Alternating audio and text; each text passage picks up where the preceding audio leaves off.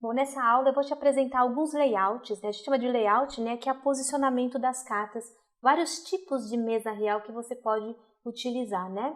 E você vai escolher a que melhor atender você, a que melhor você simpatizar. E eu vou deixar um PDF aqui para você baixar com esses layouts que eu vou apresentar para vocês, tá? E você vai ver uns numerozinhos nas cartinhas que eu vou explicar o que eles são e como você pode utilizar essa informação. Então, me acompanha aqui na tela. Bom, esse primeiro layout é o 6x6, então eu tenho 6 cartas na linha e 6 cartas na coluna. Nesse layout, você está vendo que tem cartas lilás, roxas, são o número 1, o 6, o 31 e o 36. O que é a carta espelho? É como o consulente está vendo uma situação mais importante e através dessas cartas, que a gente vai entender como nós vamos fazer essa leitura mais para frente, elas vão dizer o que é a situação principal do consulente, o principal assunto, né? Muitas vezes ele traz um tema, eu quero ver aí para um mês, e não dá uma área específica. Então é onde você vai olhar essas cartas. Aliás, toda a leitura, a primeira coisa que você vai olhar é onde estão essas cartas de ponta. Nesse layout, ela é assim. Numa mesa real, quando você for fazer, você vai sempre identificar onde está o consulente, que isso a gente vai ver mais para frente. Mas muitas vezes o consulente ele não vai te falar, ele vai pedir uma tiragem geral. Então você sempre vai olhar a carta central, essa carta que está como tema cor-de-rosa, eu deixei, tá? Nesse layout são as cartas 15, 16, 21 e 22, simbolizando qual é o tema principal, qual é o momento principal desse momento da vida do cliente, do consulente. E você tem a linha do destino, que está em amarelo, 33 e 34. A linha do destino é a única coisa da mesa real que é muito difícil mudar, porque toda a mesa está em cima dela. Então, para o consulente mudar o que está previsto na linha do destino, ele tem que mudar toda a mesa lá em cima. Então, a gente diz que é uma previsão, vamos dizer assim, praticamente absoluta, porque é muito difícil alterar o que está acontecendo nela. Tá? Mas é possível, né? Só que tem que alterar toda a mesa. Bom, um outro layout que a gente pode também ter é esse que é 5x7 mais 1. A gente tem 5 colunas com 7 cartinhas na linha, né? E aqui a gente vê que muda um pouquinho, né? Então eu tenho como tema principal, se caso a gente for olhar os temas principais da mesa, o 18 e o 25, eles ficam mais no centro. Os espelhos, a gente tem o 1, o 7, o 29 e o 35, e a linha do destino é composta por apenas uma carta. Um outro layout é o 4x9. Então você vai perceber que nesse layout, os espelhos eles estão na posição 1, na posição 9, no 28 e no 36. E as cartas temas estão na 22, 23 e 24, de rosa ali no centro, né? E a linha do destino é composta pela posição 31, 32 e 33.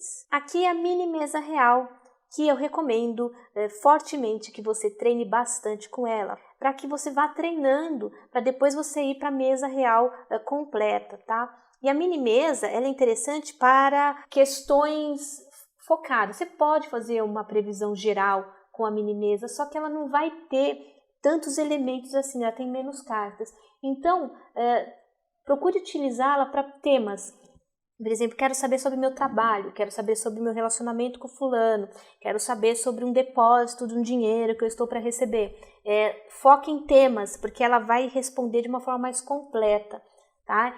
E aí você pode usar ela como exercício para pegar mais fluência e segurança na hora de ir lendo a todas as cartas na mesa. Então a gente tem na mini mesa, né, a posição 1, a posição 5, a posição 11 e a posição 15 como cartas de espelho, que vão indicar quais são os temas principais da mesa. E aqui a gente tem o tema geral da mesa, que é o 8 e o 13.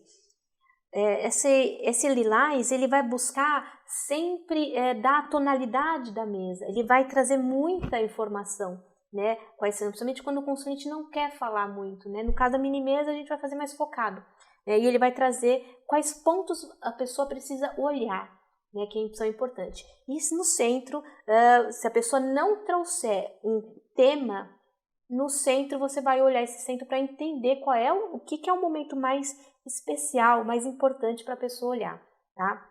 Caso a pessoa traga o tema, não é necessário focar nessas cartas que estão como rosa, que é o tema, porque a pessoa já trouxe o tema, aí você vai direto na carta que vai representar esse tema, que vou deixar mais claro no decorrer das aulas. E aqui na mini mesa real você vai ver que a posição 16, 17 e 18 são a linha do destino. Essa é o layout mais comum e é o layout que eu vou utilizar para os exemplos, né, que eu vou dar aqui nas aulas, tá? Porque é o layout que eu mais me identifico, mas aí você adapta para o layout que você escolher.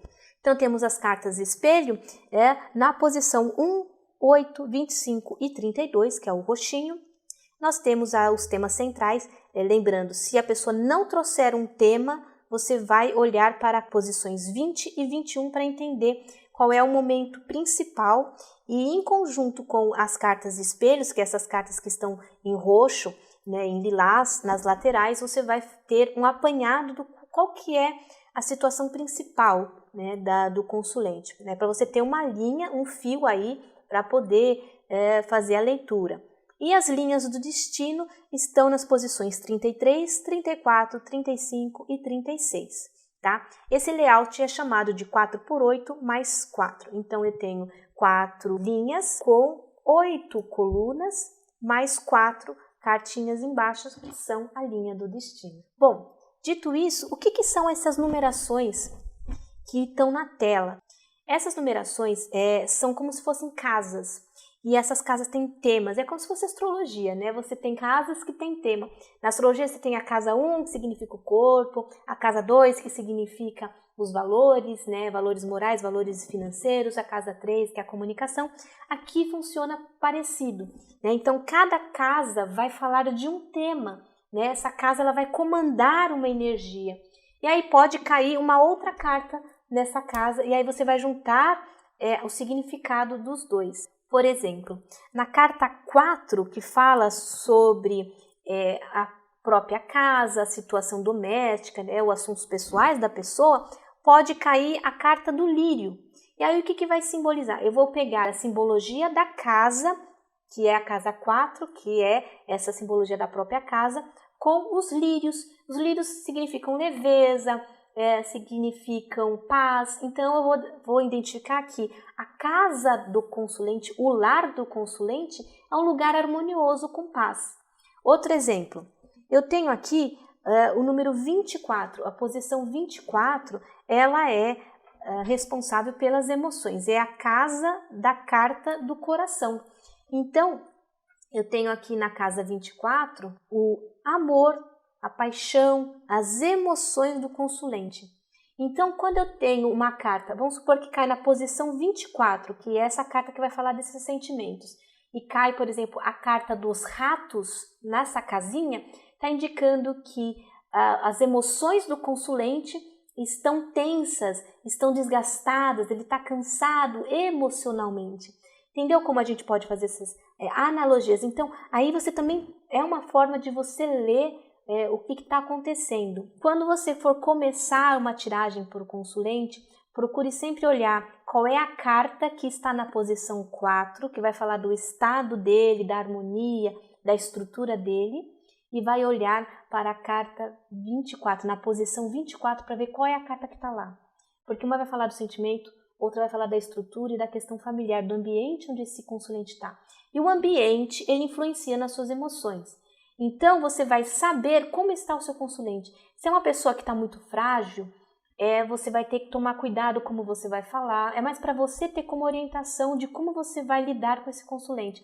Se você ficar uma pessoa que está tudo bem nessas duas casas, você já pode abrir mais, ele está mais aberto a críticas construtivas. Agora, se a pessoa está muito melancólica, você vai ter que ter um tato diferente na consulta. Então, você vai mudar o tom da consulta segundo o que estão as posições 4 e as posições 20 e a posição 24, que é o estado e o que o consulente está lá, e provavelmente é a forma como ele vai receber as informações.